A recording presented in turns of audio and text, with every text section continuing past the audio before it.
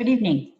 My name is Anne Marie Leader, and I am your child's AP US History teacher. Hopefully before school started, you got a chance to possibly see my introductory video that I put on. I sent it out through email, and I also have it on YouTube too, just to introduce myself and to get the students acclimated and used to where they would be taking US History up here in my classroom once we return. Hopefully you got a chance to see that, but I'd like to introduce myself again this evening. As I mentioned before, I started everything way back at Ogden Avenue School, then went in the Grange Park, then went to Park Junior High, then came to LT myself, and then went on to the University of Minnesota to study journalism, and I was there on an athletic scholarship, played tennis. So I finished my career there, and then went into the field of marketing, and I worked in advertising and marketing for a few years, but then went back to school to become a teacher. So I am in my 27th year now of my second career. So I went back to school to change careers. So here we are. I still live in the community, and I have two children that went to school here. So I am invested in this community from the beginning, and I continue to be.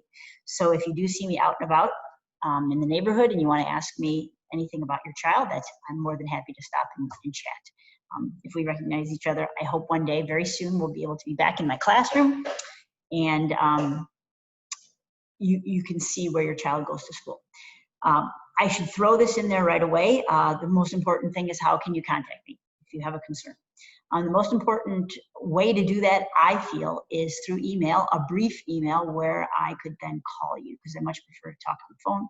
I'd rather see you in person. Phone is great, but email is not for that kind of communication. So I would love to know where I could reach you, and then we could talk at length, however long it will take, whatever you need to feel comfortable. I would really appreciate that, if you don't mind. First of all, I want to tell you about this course. This is a college level course your child is taking in a high school setting. There's some challenges to that. I want to tell you, it's not the same high school AP US History class you might have taken back when it started in the 1980s. It's very much different, and it's very skill-based. It's not historical facts alone like we knew back in the day. It's skill-based, a lot of thinking and writing and presenting of your knowledge that way. And this is a class that would be very beneficial for them for college, obviously, but they're learning it in a tight atmosphere. Tight meaning the clock is ticking and College Board wants things done their way. So it is very strict, the writing skills and all that. It's not me being strict, it's me being strict to the point where I'm helping them to accomplish what they need to for the test. I know what the College Board is looking for, and I'm trying to help them be successful in the spring when they take the test. A couple things that I want you to be familiar with. I've read my textbook here from behind my back. This is a textbook that you should see. This is AMSCO. It's called AMSCO. It is what I would call a bare bones version of history, meaning we've got to read it cover to cover. This book will be read cover to cover. Your child is either annotating in the book or they're taking their own reading notes. This is crucial. There's no way that we can skimp on reading the text. So if they're not reading the text, that's going to be difficult. I have put together, from the first day of school, a handout that would help them maximize their time. There's only so many hours in a day, so many days in a week. How do they get the biggest benefit from the time that they spend? I'm going to show you that in just a minute, because actually in a second here, I'm going to show you what it's like to be in the Zoom classroom. So I am going to treat you like my students, meaning I'm going to show you what it's like for me to show you some things on the computer. So first and foremost, let me show you the Canvas page. Making sure, and I'm going to share my screen right here, making sure that you know where to find materials. So this is exactly what I would do to the student. I'd say, hey, just a minute, please, let me share my screen, and we'll come to Canvas right here. My class is right here with this daisy muted photo, AP US History. Right here, they would click on this, and it would bring them to my home page, which is my main page of modules. Modules is just a fancy word for folders. So I have a module right here that shows the Zoom link where you can hop onto my class, depending on what class period you are. And this is where I call it like my magic window. When they want to talk to me, we make an appointment to open up the magic window. So that's where they would go. I have a module here of course information that I collapsed because I want to keep my page a little bit less cluttered. This is all the stuff that I shared with them the first day of school. You can feel free to look at this. My class policies in writing here. I have a slide presentation of my class policies that I'll show you briefly just what it looks like to be a kid in the class. And then here's the handout that I'm going to show you in just a minute, maximizing your time tips. That's really important. And then as you can see, that's that module, and I will collapse it again so that it's a little bit more streamlined and not cluttered because it can be overwhelming. But now we are starting period 2. We just took a test last week over the weekend. And now we're ready to start period 2. We've already been starting it, and here's the materials for period 2. We call it periods in history. College Board calls it periods. So unit, period, it's the same thing. They just like to have a fancy word. And here's where you'd find the calendar and things. All the resources your child would need right here. Okay, I already collapsed period 1. Okay, week 1, week 2, I already collapsed these. They're there, to create less clutter for them. Before I tell you about the maximizing of their time, some tips I have, I want to show you over here, which is a very valuable resource. It's one of my pages, so it's called Pages. If you'll open it up, all you'll see are a bunch of links, but these are crucial, very, very important, handy links for them. You will see the crash course videos, John Green's crash course videos that he presents right here, about 10-minute videos that are excellent. There's a teacher named Adam Norris that does wonderful short 10-minute videos to open every period of study, giving an overview of what this time in history is all about. And right here is the American Pageant online textbook. This is a very thick textbook that we used to use many, many years ago, but we have an online version. So if a student is looking for more depth, detail, or often I refer them to some pages, this is where they can find it. This is all this great resources.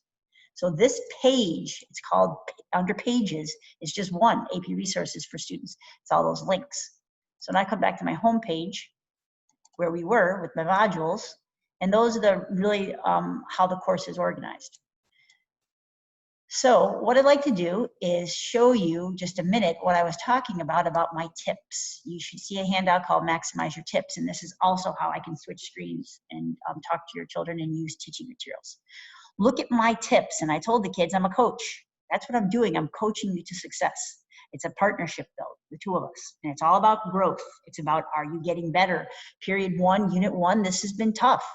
Period 2, it's going to be tougher. There's more and more chapters every time, but are you getting better and better at the skills? Are you getting better and better at reading the textbook and absorbing information? Are you getting better and better at working with the vocabulary, the writing skills? But here are the tips that I've given them. I'm hoping that you will encourage them to go back to the beginning and say, hey, are you doing what she says? You'll understand it better, because it's not about getting the question right. Lots of kids wonder, how come I got that question wrong? Well, it's also about, if you had the proper knowledge of history, you would understand that question differently and you would have arrived at the correct answer. So we have to focus on proper knowledge that we can apply. This class is all about application. So look at my tips. Watching the Norris videos before you even begin, making sure you know the objectives, paying attention to the vocab list and the Big Ten review questions, and then start going and start reading in chunks and put your phone away. You can't have distractions, and you're going to have to make Quizlets or use one on the computer. Okay, we have I have progress checks on the my AP College Board website. Those are the resources I'm talking about, progress checks at the end of a period. Watch the Norris video again. I said make it like a video sandwich where you saw the Norris video first, you in-depth study the unit, and then you finish with the Norris video again. And then I said, when you're tired, push away. If you feel like you're losing focus, take a break. But don't try to manipulate and use your phone or study with headphones in. The music and the studying doesn't work. I tell my students that I don't want to be under the doctor's care of some doctor if they went to school with headphones on, listening to their favorite tunes while they were studying. That's not something that can give you the best attention.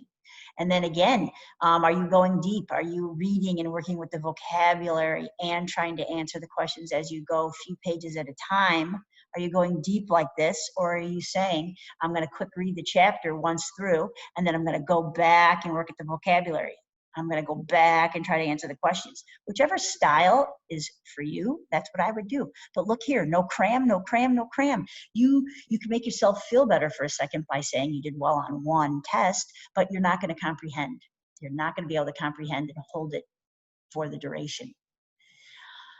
So that's what it's like to be in the classroom, sharing screens and things like that. And so I showed you where all the resources were. This is all about growth. There are 3 parts to every test. It's challenging. We got to take a multiple choice portion of very challenging questions. We have also vocabulary that the kids need to know, specific terms. It's not a spelling test, but it's specific terms that they need to know.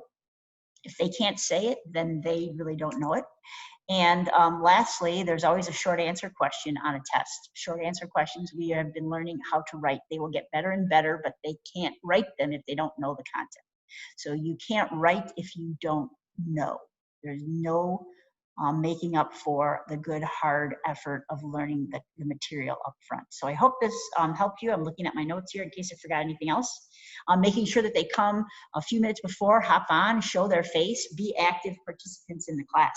You know, it's a joke that this is the classic Zoom screen.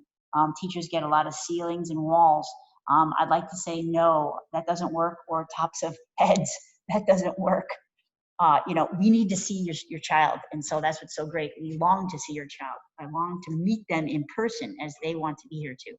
So I hope you get to know me a little bit, and feel free to communicate whatever we can do, but your child is here to grow and develop as a student. It's not all about chasing after a grade. This is a very tough class. So we want to improve the skills. So thank you for listening, and I look forward to a good year with your child. Thank you.